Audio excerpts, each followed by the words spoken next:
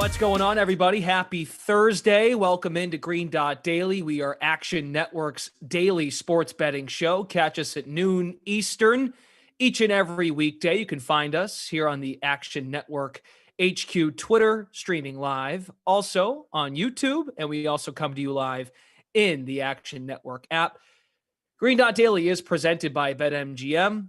And you can use the bonus code ACTION when signing up to get a risk-free bet up to $1,000. Terms and conditions apply. Here is what we've got going on. It's another loaded sports day on this Thursday. We have a play for Game 5 of the World Series between the Astros and Philadelphia Phillies. Series tied 2-2. Series remains in Philly. Collin Wilson of Big Bets on Campus is going to join us.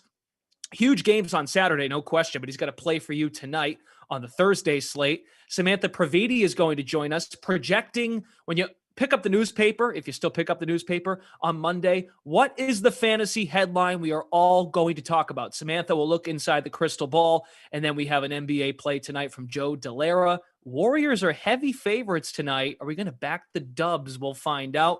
So as if we can't get enough of Philadelphia and Houston, the undefeated Eagles are visiting the Houston Texans to kick off Week 9. Birds are undefeated, of course, undefeated as well against the spread at 7-0. They are laying 14 points to the 1-5-1 Texans. That is their same record against the spread this season as well. We just got news that Brandon Cooks has been ruled out tonight. So stuff is changing, stuff is fluctuating as we speak here on Green Dot Daily. Couple of notes before we get our guests in here. Favorites of 7 points or more this season, they're doing well straight up, but just 10-17 against the spread. So teams that are laying more than a touchdown are struggling to cover. It's the least profitable start for touchdown favorites since 2004. The case to back the Texans is underdogs have been phenomenal. 70, 52-1 against the spread. Money is coming in on Philadelphia, according to the Action app. 79% of the bets, 78% of the handle are coming in on Philly. Let's welcome in two of our very best. They come from the predictive analytics section of Action Network, Nick Giffen and Sean Koerner. Gents, I'm going to answer this for you to start, but the reason to watch this game is, of course, as the Joker likes to say, it's simple. We kill the Batman. Well, it's simple. You just bet the game. You bet on the game. That is what keeps you intrigued. Yep. Sean Koerner, we'll just jump into the pick because you are itching to dish this out. What do you have for us? What is the angle tonight for Sean Koerner in terms of a player prop for Eagles, Texans? Yeah, so one reason to watch this game is this player prop I'm about to give out, and I love the Jalen Hurts under 233.5 passing yards. Now, I understand this prop might not be for the faint of heart. Hurts has been playing lights out this year, and he should have his way against this Texans defense in the first half. However, he's only averaged 73 passing yards in the second half, which is the second fewest among 36 qualified quarterbacks. So, that's mainly due to the Eagles having such a big lead at halftime. They don't have to throw in the second half. So the key for this prop is to survive the first half. And I think this matchup could allow that. I mean, the Texans have been somewhat respectable against the pass. They rank 17th in DVOA against the pass. So right around league average. And that's thanks to, solid play by their cornerback group of Steven Nelson, their, talented rookie Derek Stingley Jr. and Desmond King. So, however, the Texans rank dead last in DVOA against the run. So the Eagles should be able to build up a big lead by breaking out big runs with Miles Sanders, Jalen Hurts with his legs. And the Texans offense is unlikely to put up many points to force the Eagles to have their foot on the gas for all four quarters. So I think there's probably a 15 to 20% chance we even see Gardner Minshew to close out this game. So another reason why I like this under, especially considering, the Texans are going to be without not only their number 2 receiver in Nico Collins, but it's, Brandon Cooks is also ruled out because he's pissed he didn't get traded. So I don't know how the Texans are going to really put up points here. So I'm projecting Hurts, closer to 222 yards here as his median, but there are way more pass with this game script and the inept Texans offense where this can go way under.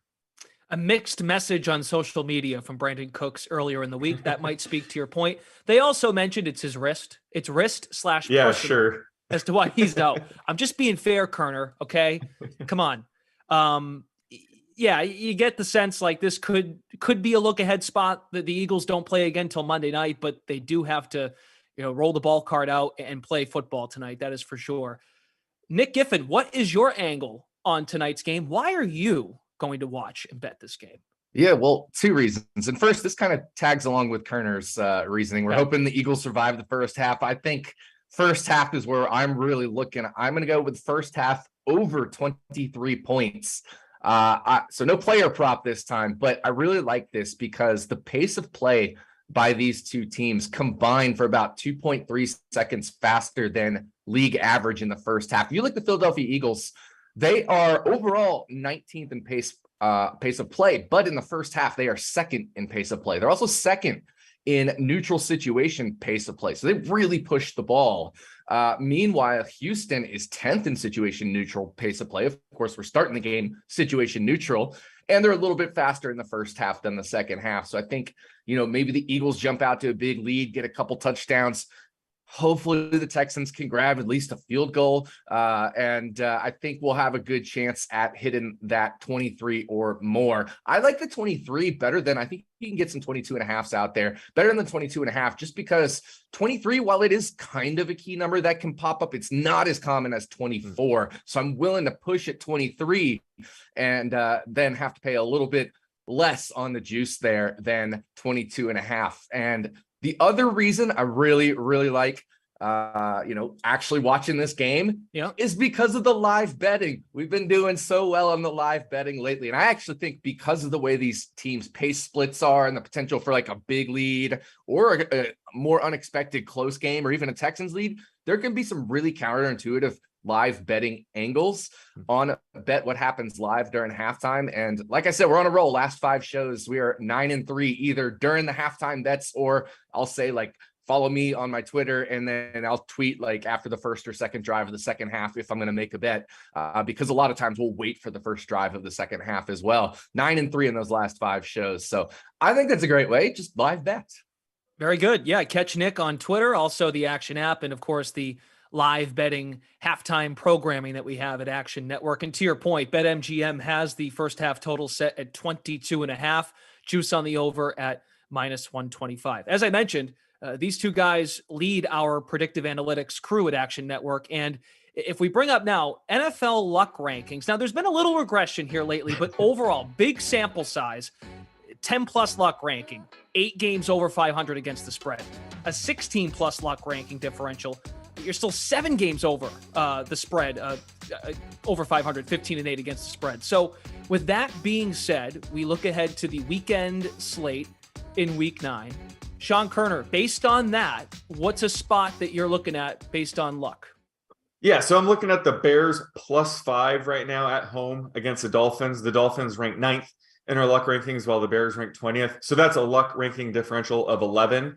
And the Bears lost by 20 to the Cowboys last week, but it probably should have been a bit closer. There was that fluky fumble recovery for a touchdown by Micah Parsons where the Bears thought he was down and he got up and, he's very athletic, so he was able to score 36 yards out. But those kind of plays we try to capture in the luck rankings. So the Bears have been pretty unlucky to date. And the offense has looked much better lately with the Bears designing run plays for Justin Fields. Go figure. And they actually traded for an actual wide receiver. So I think Chase Claypool, he's a massive upgrade to that terrible wide receiver depth chart. So having, Mooney and Claypool there is at least respectable now. So, and plus the Bears have played 4 of their past 5 games on the road. So I think the public perception for them is probably a bit too low right now. 55% of the action is on Miami, which makes sense. So I like the Bears +5 here at home.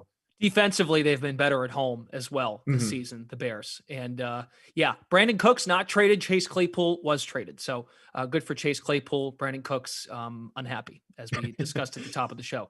Nick, based on your luck rankings, along with Sean, what do you have for a pick this weekend? Yeah, I am going to go with New Orleans +2.5 versus the Baltimore Ravens. This is our largest luck differential of the week. So the Saints come in at 29th in our luck rankings, while Baltimore, they come in at 7th in our luck rankings. That's 22 differential. That puts us in that 15-8 bracket, which is right around a 65% win rate so far.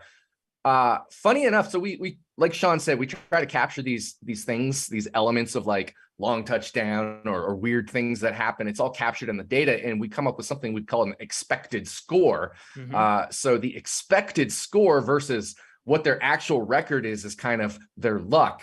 And both teams, based on expected score, have played like 4-4 teams. Like New Orleans has been slightly under a 4-4 team, and Baltimore has been slightly over a 4-4 team. If you adjust for schedule, Baltimore has played the tougher schedule. But that's really not enough to make up the 2.5 points that the Saints are getting at home here. So if you got two teams that are both about 4-4 in terms of how they've performed this year, and, you know, one of those teams is at home and they're getting 2.5 points, I think you really got to take that. I know New Orleans did shut out the Raiders last week 24-0, and that does look a little air quote lucky. I know if you all have been paying attention to the luck rankings, for example, New England winning 29-0 over the Lions earlier this year, we called one of the luckiest games. Well, the New Orleans Saints actually performed like they should have won 24-0 in that game, according to our expected score metric. So they weren't even in the top 5 luckiest teams last week. So that was a true whipping of the Raiders they put on there. And just a couple other games that I remember when they played, for example, the Minnesota Vikings, they lost by 3, but they were the better team in that, I believe it was an overtime game in London. So definitely just some of those things that stick out in my mind. I think New Orleans is better than we think. He's not as bad as Ian Book on Monday night last year, if you recall that game. My Oh, God.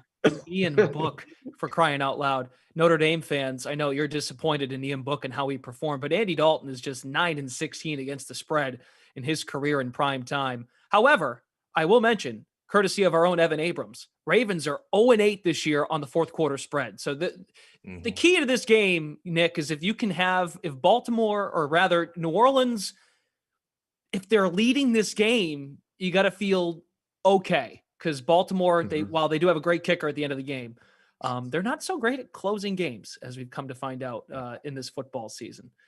Nick Giffen, Sean Koerner, thanks so much for the time. You can catch these guys, of course, individually on the Action app. And yes, Nick will be live betting tonight's game. He will make it fun. Thanks, guys. Thank you. Thanks for having us. Okay, on to Game 5 of the World Series. Astros, speaking of, again, we can't get enough of Philly and Houston, right? Game 5 of the World Series. Now, this one's in Philadelphia at Citizens Bank Park. First pitch just after 8 p.m. Total set at 7.5. Houston, a big favorite in this game with the Philadelphia Phillies at home. Noah Syndergaard is on the mound. If this pitching matchup took place, Syndergaard-Verlander, like 5 years ago, we'd be all hot and excited about this one. But Syndergaard's kind of tapered off, and Verlander is really old and ancient, but he's still pretty good. Let's find out from the Payoff Pitch crew what their best bet for tonight's game is. I am on an over here specifically for the first 5 innings with Syndergaard against Verlander. There was actually some 3.5s out there last night. There might still be some 3.5s out there today. I like that even more, even with the juice. But over 4 at -105 at BetMGM right now, I think is still very playable. We know Syndergaard isn't the pitcher that he once was. As you mentioned, we're going to get into that. But I think the Astros are going to get theirs no matter how long Syndergaard pitches. He might only go once through the order, might go once through the order plus 2 batters. But I think the Phillies are going to get to Verlander again. We saw Verlander throw 3 perfect innings in Game 1 before getting roughed up. We knew all regular season that he wasn't quite as good as the surface level stats that he put up, and I think that the Phillies offense just has a great matchup against him. I think the Phillies have a smart plan of attack against him. They're going to get theirs, and the Astros should be able to scratch through a few runs against Syndergaard, and whatever Philly brings in behind him, Verlander should be there probably for the start of the 5th inning unless things go terribly awry. And if things go terribly awry, that's good news for our bet. But in general, first 5 innings, if you can find a 3.5 out there, love that, but I would still play over 4. I'm going to go with Missouri. Anything over a field goal here is fine. It's a huge number. I still like over 75, Arizona, USC. But I see value in the overall number, and I'm going to side with Penn State in the first half here. Give me Penn State. They do enough to cover this game. I think the Nittany Lions keep it close, keep it within 2 touchdowns. I'll take Penn State plus 15. I'll kick things off. I like Notre Dame here. Stuck, I agree with you. I like Notre Dame. I like Kansas State here. I'm going to go UCF here. I'm going Michigan State plus 23. For my wife and my best friend and my grandfather and my uncle, let's go Iowa today. Wow, big bets on campus. Nice weekend there, Collin Wilson and company. 13-4. My goodness, it should get even better this weekend. Collin's here to talk about the college football slate for the weekend. 2 huge games that are connected to the college football playoff rankings that just came out. But we're going to start with a pick you have for us on this Thursday night. What do you got, Collin? Yeah, for Thursday night, you're going to go to the Sun Belt and you're going to take Coastal Carolina +3.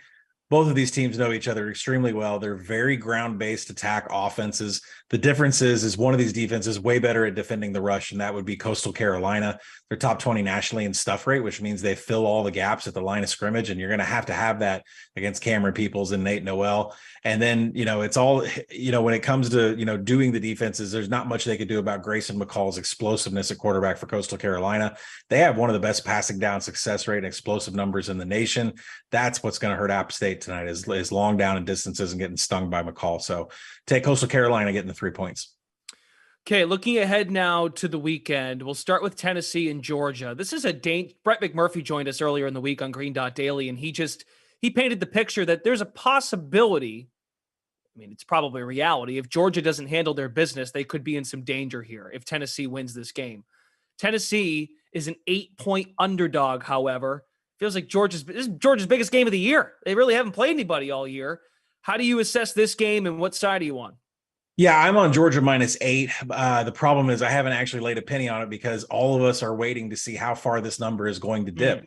There's just been massive floods of money on Tennessee coming in. I expect that to continue all the way through snap. So a lot of people would rather have a 7 than an 8 or 8.5 and 9. So there's a tug of war going on with this number right now. But as far as breaking down the game, Tennessee specializes in stretching the field as long as possible and then running verticals down the field. So you have to have elite safety and corner play, which Georgia absolutely has. Their 3 corners, Keely Ringo, Bullard, Tyke Smith, none of them have allowed more than 9 yards after catch on the entire season. That is elite corner play that can shut down these vertical routes, and that allows Georgia to load the box and spy Hendon Hooker. So I think there's a lot of advantages for Georgia on defense, and that narrative is being played up too much. We lost 5 defensive players in the NFL draft in the first round.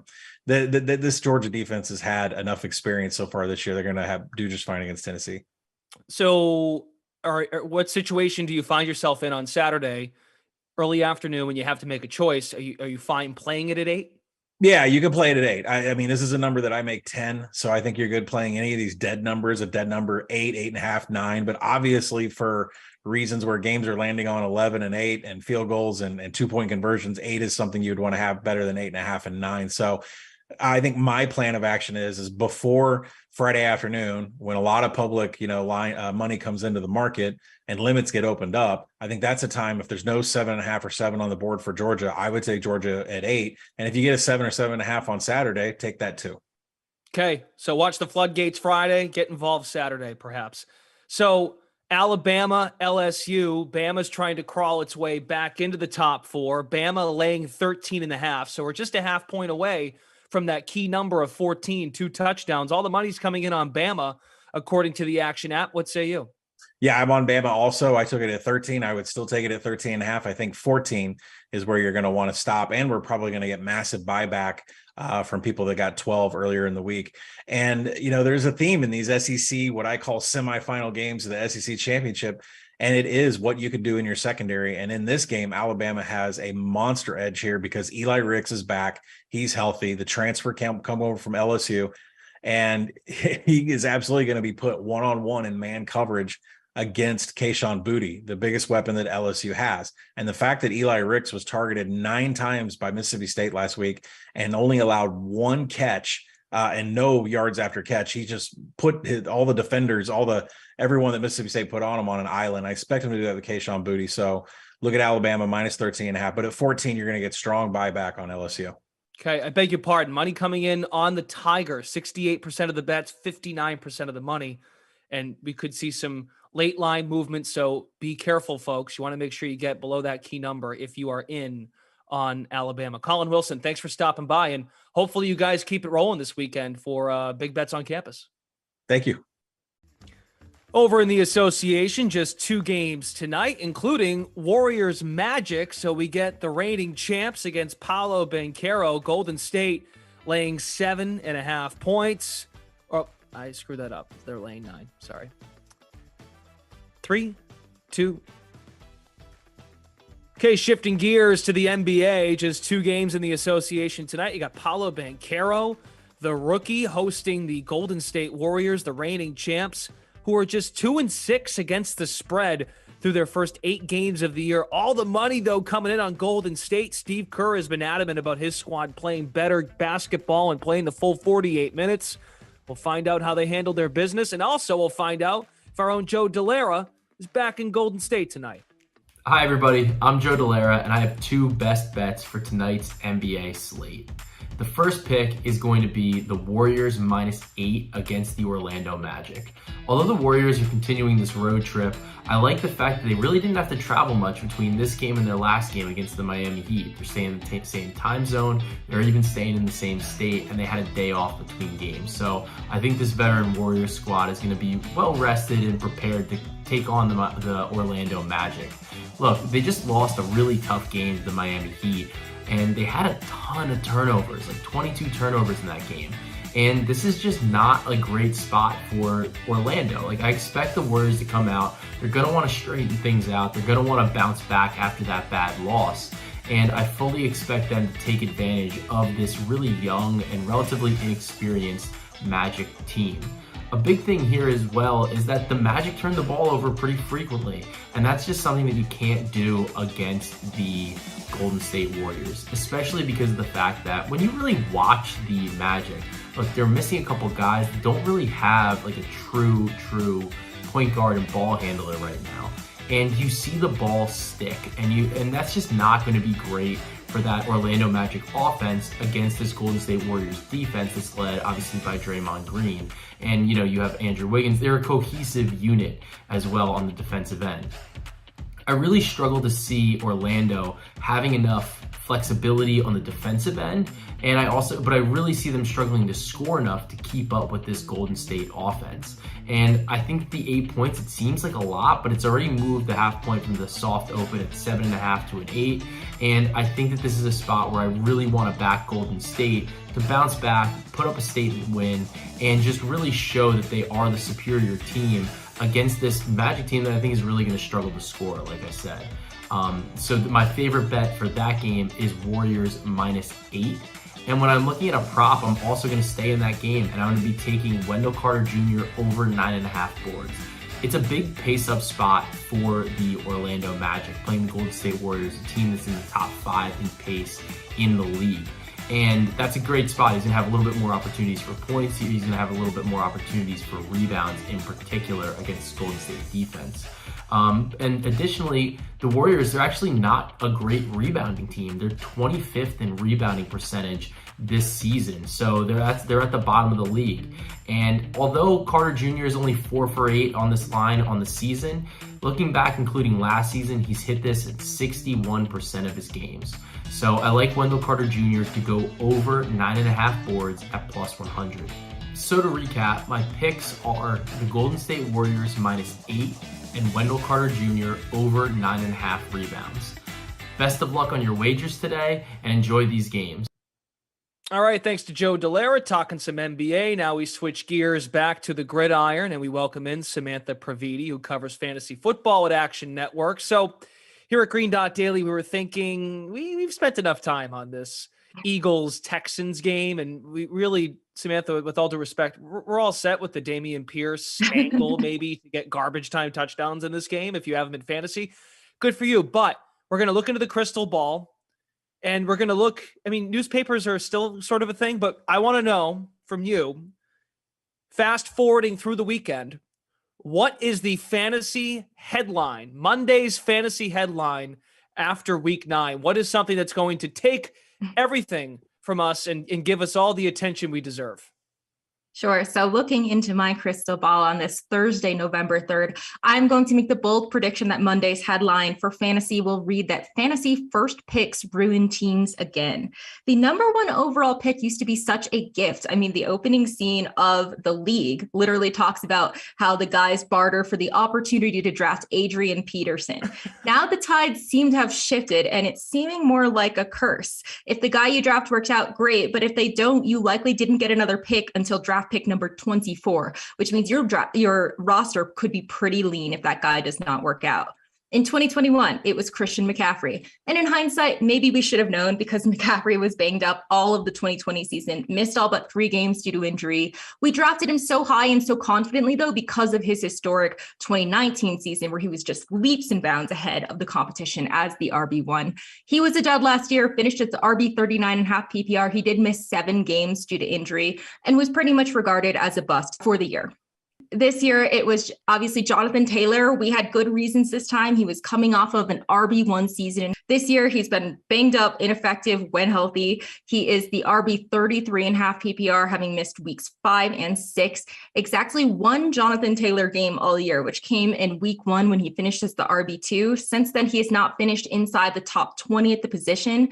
He is on pace for 267 attempts, about 1,100 rushing yards, 1,300 all-purpose yards. So that's not terrible, but just 2.5 touchdowns. So hopefully there's some positive regression coming there. But for reference, that would put him somewhere around RB 24 for last year. That would be 1 spot ahead of AJ Dillon, 1 spot behind James Robinson. So we could definitely be talking about him as a huge bust after this weekend, especially if he doesn't perform this week, which seems possible given that the Patriots are allowing the second fewest fantasy points to running backs this year. And the Colts, I mean, not to mention, they're in jeopardy of being out of the race. So don't you start considering, all right, let's stash Jonathan Taylor and save his ammo for next season. I will say this, Ruxin is somewhere watching this show now, and he is just rejoicing. Thank you, Samantha. It is not always about the number 1 pick. Thank you so much. Big fan of the league. I love that Samantha watches that show to pass along the time. You might have to watch that show tonight if this Thursday night football game isn't all that great. But as we said off the top of the show, it is a very sporty Thursday. All 4 major sports are in action on Thursday, November 3rd. As a reminder, you can find all of our picks from today's show by heading over to the Action Network app. If you simply search Green Dot Daily, if you don't follow us already, Green Dot Daily has a separate account that you can follow and you can track all of our picks from the show. And of course, we encourage you to follow all of our analysts individually in the Action app. It shouldn't be too difficult to find them. They are very accessible and very willing to share their picks with you as the week continues. As a reminder, Green Dot Daily is presented by BetMGM. If you use the bonus code ACTION, ACTION, when signing up, you can get a risk-free bet up to $1,000. Terms and conditions apply. Thanks to our entire crew behind the scenes and also the folks that joined us today on Green Dot Daily. I'm Brendan Glasheen. We air weekdays at noon Eastern. You can find us in the Action app, Action YouTube, and also streaming on the Action HQ Twitter handle. We will join you all again at noon tomorrow. Have a great Thursday.